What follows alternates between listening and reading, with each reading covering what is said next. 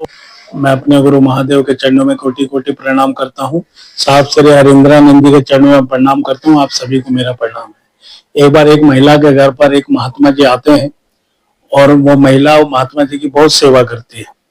तो महात्मा जी उसकी सेवा से खुश होते हैं और बोलते हैं कि बेटा, मैं तुझे कुछ देना चाहता हूँ, बता तुझे क्या चाहिए। तो वो बोली कि महात्मा जी, मैं बहुत पूजा पाठ करती हूँ, बहुत भगवान का उपवास रखती हूँ, लेकिन मेरे जीवन में इतने सारे दुख हैं, वो खत्म नहीं होते हैं। तो थोड़ी ऐसी दया कर दीजिए कि मेरे सारे दुख दर्द दूर हो जाए। तो महात्मा जी ने अपने झोले से एक पत्थर निकाल के दिया। ये बोले कि बेटा, ये पत्थर साधारण पत्थर नहीं है।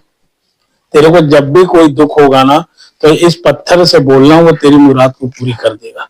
और महात्मा जी ने उस पत्थर को कैसे काम करेगा, इसकी विधि उस महिला को बताया। तो वो बोली कि ठीक है महात्मा जी। वो पत्थर उस महिला ने महात्मा जी से ले लिया और महात्मा जी चले गए। कुछ दिन तक तो वो नियम करती रही, उस पत्थर का जो भी नियम था, और उसके सब दुखों का निवारण होने लगा, उसको अच्छा लगने लगा। धीरे धीरे उसकी दिन दशा ईश्वर ने बदल दी।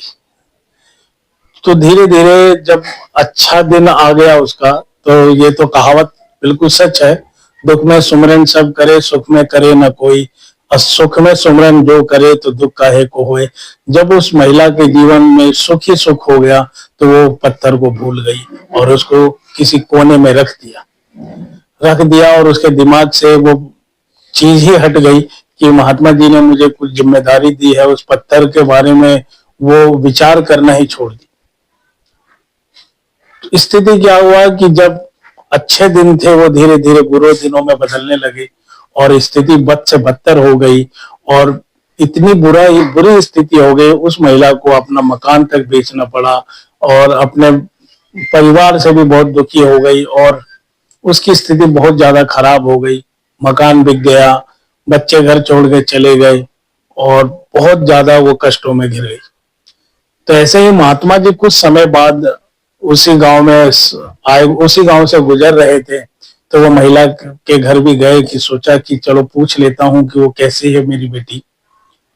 जब वहां पर गए, महात्मा जी जब उसके घर गए तो देखा कि उस घर में तो वो रहती नहीं। तो पता करने पे मालूम पड़ा कि वो तो अपना घर बेच के चली गई हैं। तो पूछा कि कहाँ है वो। खूब जानकारी निकालने के बाद महात्मा जी गए तो वो एक झुग्गी में बैठी हुई थी और कपड़े सही से नहीं थे और बहुत बुरी स्थिति थी।